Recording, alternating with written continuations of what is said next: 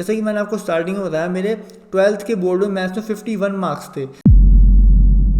हम जैसे स्टूडेंट्स को ना बहुत प्रॉब्लम होती है मैथ्स करने में, जिनकी मैथ्स हमेशा से ही वीक रहती है। कैसे वो लोग मैथ्स को इम्प्रूव करें? देखिए, मैथ्स का बहुत इंपॉर्टेंट पार्ट होता है जो कि एग्जाम्स में भी आता है, वो होता है अरिथमेटिक। खास करके बैंक एग्जाम्स की अगर बात करें तो अरिथमेटिक एक बहुत ही इंपॉर्टेंट पार्ट होता है जिसको कि नज़रअंदाज किया जाता है, क्योंकि प्रीलिम्स में स्पीड मैथ से काम चल जाता है। तो हमको लगता है कि बैंक एग्जाम में केवल स्पीड मैथ से ही हमारा काम चल जाएगा, लेकिन ऐसा होता नहीं है। असलियत क्या है, जो हमारा मेंस एग्जामिनेशन है जिसका टॉपिक क्वांटिटेटिव एप्टीट्यूड भी नहीं है, जिसका टॉपिक होता है data analysis and interpretation, and उन क्वेश्चंस में बहुत सारे टॉपिक्स होते हैं जो कि जैसा कि नाम से ही आपको मालूम चल रहा है, ये डीआई इसमें बहुत सारी आती है। बट उसमें अगर एक चीज देखी जाए तो जो डीआई आती है उसमें अरिथमेटिक का भी एक बहुत बड़ा रोल होता है। प्रॉफिट एंड लॉस की डीआई आती है, एंड आपका मेंसुरेशन की डीआई आती है, एंड और भी बहुत सारे डिफरेंट टॉपिक्स हैं, board and streams, distance and time, बहुत सारे टॉपिक्स हैं जिनसे वो डीआई पूछी जाती है। तो किस तरीके से हम अरिथमेटिक को बेटर करें, अपनी क्वांटिटेटिव एप्टीट्यूड को ओवरऑल बेटर करें, ताकि हम एग्जाम में अच्छा स्कोर कर सकें। क्योंकि हमारा मेन गोल क्या है, एग्जाम क्रैक करना, प्रीलिम्स क्रैक करना नहीं है। हमारा मेन गोल है जॉब पाना, मेंस क्रैक करना, इंटरव्यू क्रैक करना, सारी चीज़ें क्रैक करना। हमारा गोल अगर सिर्फ प्रीलिम्स क्रैक करना होता तो हम स्पीड मैथ्स के भरोसे बैठ सकते थे, लेकिन क्योंकि हमारा भरोसा है फुल एग्जाम क्रैक करना, जॉब पाना, इसलिए हम प्रीलिम्स के भरोसे नहीं बैठ सकते। तो ऐसा क्या करा जाए कि हमारा ओवरऑल डेवलपमेंट हो? तो आज की इस वीडियो में हम उसी बारे में बात करने वाले हैं।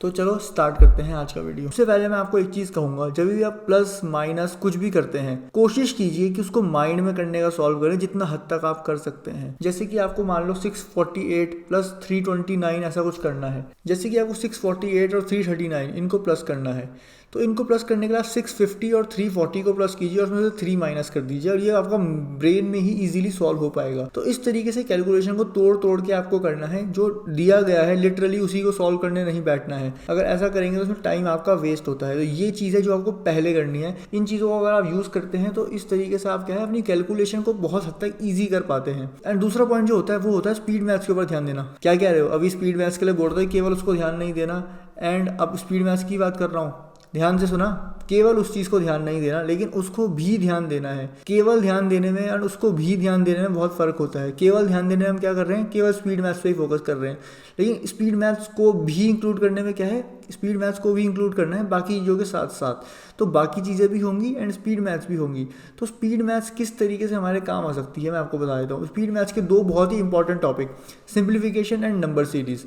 तो पहले सिंप्लीफिकेशन की बात करें, तो पहले सिंप्लीफिकेशन की बात करते हैं, क्योंकि इससे पहले हमने बात करी थी कैलकुलेशंस को इजी तरीके से सॉल्व करने की। तो वही चीज़ आपको करनी है, जो चीज़ आप कैलकुलेशन माइंड में कर रहे हैं वो सिंप्लीफिकेशन के क्वेश्चंस में आपको यूज़ करना है। उस तरीके से आपको कैलकुलेशन को करना है कि आपकी जो कैलकुलेशन है इजीली सॉल्व होनी चाहिए। आपके ज़्यादातर आपका क्या है, पेन उठाने की जरूरत नहीं पड़नी चाहिए, इतना प्रैक्टिस आपको होनी चाहिए। और ये कैसे होगा, जब आप प्रैक्टिस करेंगे। तो इसलिए स्पीड मैथ्स की प्रैक्टिस डेली बहुत ज़रूरी होती है। स्पीड मैथ्स की प्रैक्टिस अगर आप डेली करते हैं तो आपकी कैलकुलेशन स्पीड अच्छी होती चली जाती है। जैसा कि इसका नाम ही है स्पीड मैथ्स, तो स्पीड बनाने के लिए आपकी बहुत हद तक हेल्प करती है। तो सिंप्लीफिकेशन का काम है आपकी कैलकुलेशन स्पीड को बढ़ाना, आपको माइंड में कैलकुलेशन करना सिखाना, ये काम है सिंप्लीफिकेशन का। दूसरा आता है नंबर सीरीज। इसका क्या काम है? देखो, नंबर सीरीज भी मैं आपको कहता हूँ डेली कम से कम 20 से लेकर 30 तक तो आपकी होनी ही चाहिए। अब ऐसा मैं क्यों कहता हूँ, मैं खुद भी ये चीज करता था, 20 से लेकर 30 नंबर सीरीज में डेली की करता था। ऐसा मैं क्यों करता था मैं आपको बताता हूँ, क्योंकि नंबर सीरीज में क्या है, जितने ज्यादा लॉजिक्स आपके दिमाग में फिट बैठते हैं ना, उतना आप इसको इजीली सॉल्व कर पाते हैं। जितने लॉजिक्स आपने देखे होंगे उतना आपका दिमाग बढ़िया तरीके से चलता है। एंड एक और चीज़ होती है कि जब आप इस चीज़ को करते हैं तो आपके दिमाग को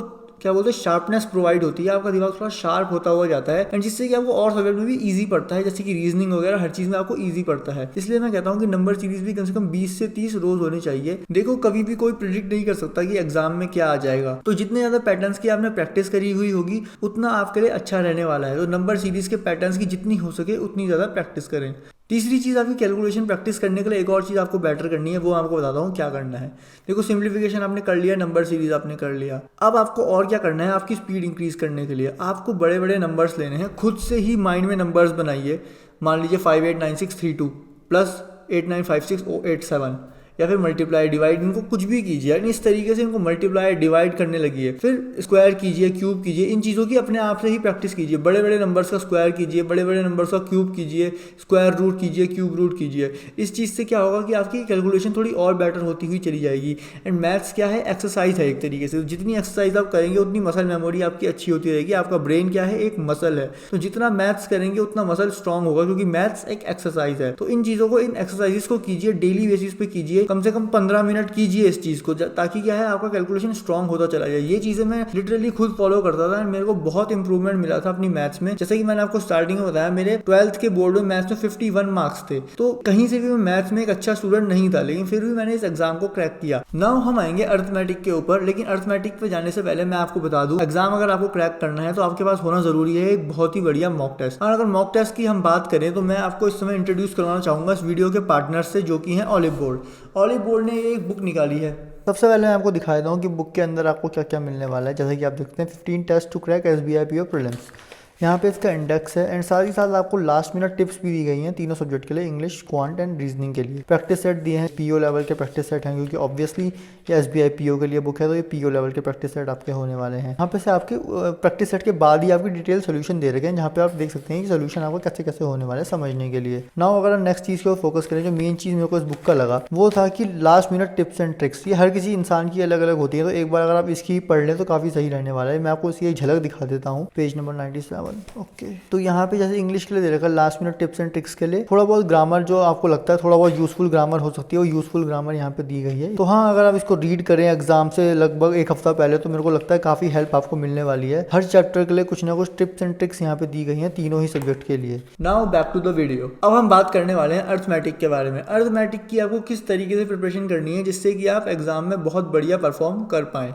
देखिए, मैं आपको कहूंगा इजी चैप्टर्स से स्टार्ट करो। नाउ इजी चैप्टर्स कौन कौन से होते हैं? Percentage, average, ratio, time and work, time and distance. ये 5 चैप्टर्स ऐसे हैं जो बहुत इजी होते हैं, और ये एक बेसिक फाउंडेशन होता है आपके पूरे अर्थमेटिक की। अगर आप इन चैप्टर्स को ध्यान से देखें तो इन चैप्टर्स का बाकी यूज और भी चैप्टर्स में होता है। जैसे कि अगर आप टाइम एंड डिस्टेंस की बात करें तो बोल्ट एंड स्ट्रीम में इसका यूज होगा। अगर आप टाइम एंड वर्क की बात करें तो पाइप्स एंड सिस्टम्स में इसका यूज होगा। परसेंटेज और एवरेज तो आपके हर चैप्टर में आते ही हैं, ये तो आप जानते ही हैं पहले से। एंड रेशियो भी ऐसा ही है, परसेंटेज, रेशियो एंड एवरेजेस, ये तो आपके हर चैप्टर में आते हैं, इतना तो आपको मालूम ही है। एंड DI में भी आते ही हैं। तो इन 5 चैप्टर्स की आपको पहले तैयारी करनी है, एंड उसके बाद आपको बाकी चैप्टर्स पे जाना है, जब इन चैप्टर्स पे आप मास्टर हो जाएंगे। एंड मास्टर होने से मेरा मतलब क्या है, आपको ये भी पता है कि आपके एग्जाम आने वाले रहते हैं, हर पूरे साल एग्जाम रहते ही रहते हैं, तो आप पे ऐसा भी नहीं है कि आप बैठ जाएं बस। तो मैं आपको कहूँगा एक चैप्टर को मैक्सिमम 10 डेज दीजिए, 7 to 10 डेज मैक्सिमम एक चैप्टर को दीजिए। उसमें मैक्सिमम टू मैक्सिमम क्वेश्चन करने का ट्राई कीजिए। मैं आपको सजेस्ट करूंगा कि आप एक बार अगर आपने सिलेबस कंप्लीट कर लिया है पूरे मैथ्स का, एंड आपके माइंड को हमेशा एक शॉक मिलेगा, हमेशा एक नई चीज को उसको सामना करना पड़ेगा। कभी भी ऐसा नहीं होगा कि एक ही फ्लो में आके एक ही चीज कर रहा है, डिफरेंट चीजों से करनी होगी, जिससे कि आप और भी ज्यादा एबल बनेंगे। तो ये चीज आपको करनी है, डिफरेंट चैप्टर्स उठा के करना है। तो अगर हम इस वीडियो का एक बार रिकैप देखें तो इस वीडियो में हमने क्या जाना। सबसे पहले आपको राउंड ऑफ करके माइंड में सॉल्व करने हैं question, simplification and quadratic equation, इसकी डेली प्रैक्टिस होनी चाहिए। जो चीज आपने राउंड ऑफ करके सीखी वो यहाँ पे इंप्लीमेंट होना चाहिए। थर्ड चीज जो आपने सीखी, आपको कैलकुलेशन करने के लिए अपनी डिफरेंट नंबर्स का स्क्वायर, क्यूब, मल्टीप्लाई, डिवाइड, मतलब खुद ही से नंबर बना के उनके साथ मतलब एक्सरसाइज करनी है, नंबर एक्सरसाइज करनी है। इसको नंबर एक्सरसाइज कहते हैं इस चीज को। Let's just call it number exercise. तो इस चीज को नंबर एक्सरसाइज कह के आपको रोज की रोज नंबर एक्सरसाइज करनी है, एटलीस्ट 10 to 15 मिनट्स। उसके बाद आपको मॉक टेस्ट देना है। आप ये ऑलिव बोर्ड का बुक भी परचेज कर सकते हैं अगर आपके पास इस समय कोई मॉक टेस्ट नहीं है तो। उसके बाद अगर अर्थमेटिक की हम बात करें तो अर्थमेटिक में आपको करने के लिए क्या करना है, पहले इजी चैप्टर्स पे ध्यान देना है। इजी चैप्टर्स कौन कौन से हैं आपके? Ratio, averages, percentage, time and distance and time and work. ये 5 चैप्टर हैं जो आपके इजी हैं, बाकी चैप्टर्स इसी पे आपके बेस्ड होते हैं। एंड जो थोड़े और चैप्टर हैं वो काफ़ी डिफरेंट है, उनकी जब प्रिपरेशन करेंगे तो आपको समझ में आता रहेगा।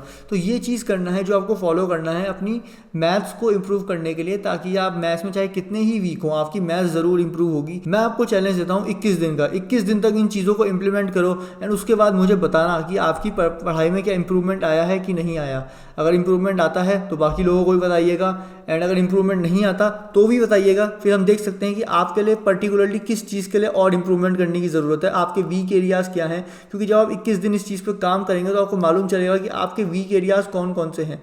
उन वीक एरियाज़ को कमेंट सेक्शन में बताइएगा, उन वीक एरियाज़ का भी सोल्यूशन हम लेके ज़रूर आएंगे। मैं मिलूंगा आपसे अगले वीडियो में एक और सोल्यूशन के साथ। तब तक के लिए